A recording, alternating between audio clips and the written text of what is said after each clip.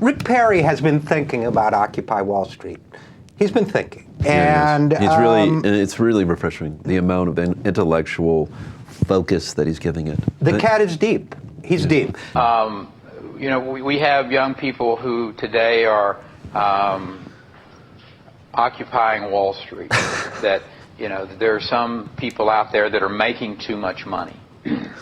And if somebody were to ask me what's the best advice that I could give them, excuse me, it would be that money's probably the most highly overrated thing in the world, from the standpoint of really being happy with your life.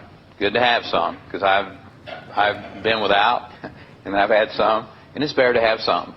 All right, you know, he's right, actually. I mean, he did grow up without much money, but, you know, reminds me there was a French writer about 120 years ago or so who said that some people's concept of freedom is that the poor man has as much right to sleep under a bridge as the rich man does to ride over it in his carriage. You know, don't worry about money. You know, well, yeah, but I guess America's looking at these big banks and saying, yeah, but that's my money.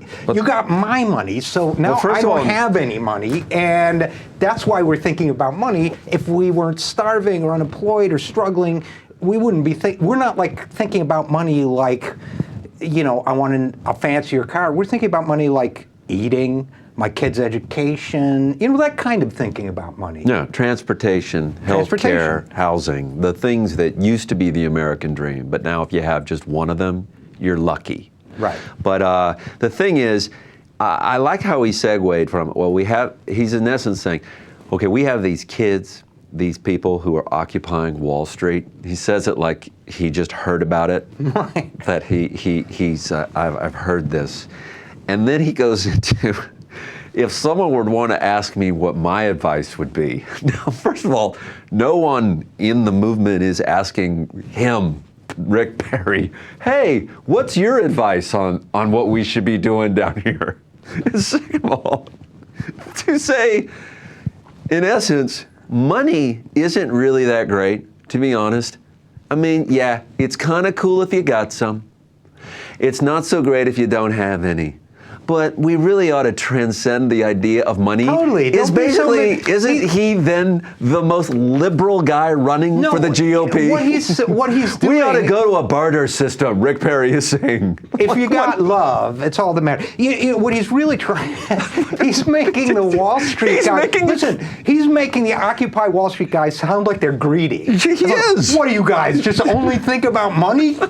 Yeah, here you are blocking Jamie Dimon at J.P. Morgan Chase and Lloyd Blankfein. You're blocking their limousines because all you care about is money. You guys shouldn't be so materialistic. You guys should think about love and heart and, oh, sorry, I think I just hit my microphone. Love and heart and finding the passion. And instead, you're all about the Benjamins. This is what he's really saying. It's kind of brilliant. Let's hear the second half. Go find that passion in your life.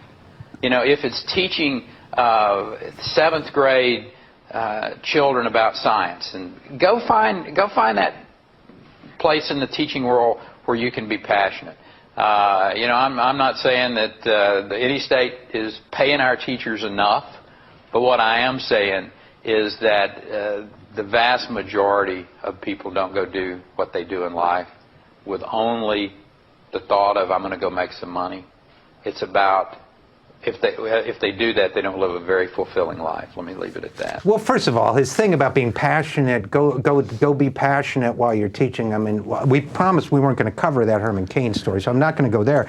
But, you know, again, he's kind of, and the nerve of saying, well, go be a teacher when we're cutting teachers' pay, and you know, we have a piece here saying that there's a think tank now, a conservative think tank, and I use the word loosely, saying that teachers are overpaid, which is insanity. Yeah, the heritage, and to take this little detour right now, but he's basically, Rick Perry is basically saying, what color is your parachute?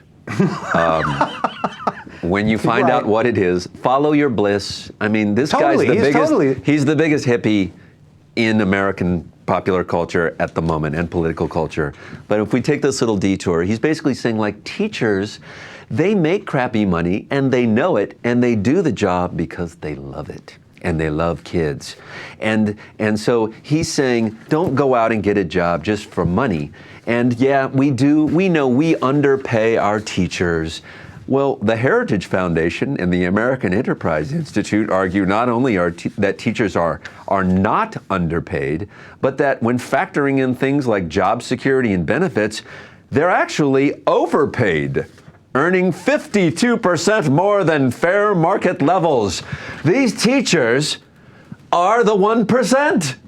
According to the Heritage Foundation. No, and I'm going to look at that study. I haven't had a chance to look at it, but that's all you need to look at, Richard. This is I want to know how they. This is absolute insanity. They love to say, for example, that teachers, they work short days, but they're up all night grading papers, and a fair market value for somebody who teaches all day. If you don't let them teach, and that's what they train to do, well then yeah, it's pretty low. So, do you know what my fair market value is? If I'm not doing this, it's like zero. Like if you take me out of who's saying what? If we took teachers out of their jobs and their professions, what value are they? Well, besides, who's thinking of these kinds of hypotheses? Hey, let's do a study on that. Well, okay, and I bet you they could not build a bridge. I bet you a teacher would be terrible at massage. I mean, why are we even focusing on their fair market value when we already know the thing they're good at, the value, is teaching? Well, I'll tell you, we're doing it because we don't want to pay teachers, and so first we say they're following their passion, and it's But they are happy. I'm not going to pay you to follow your passion. If you're so passionate about it, just go do it, but don't expect me to give you money for it.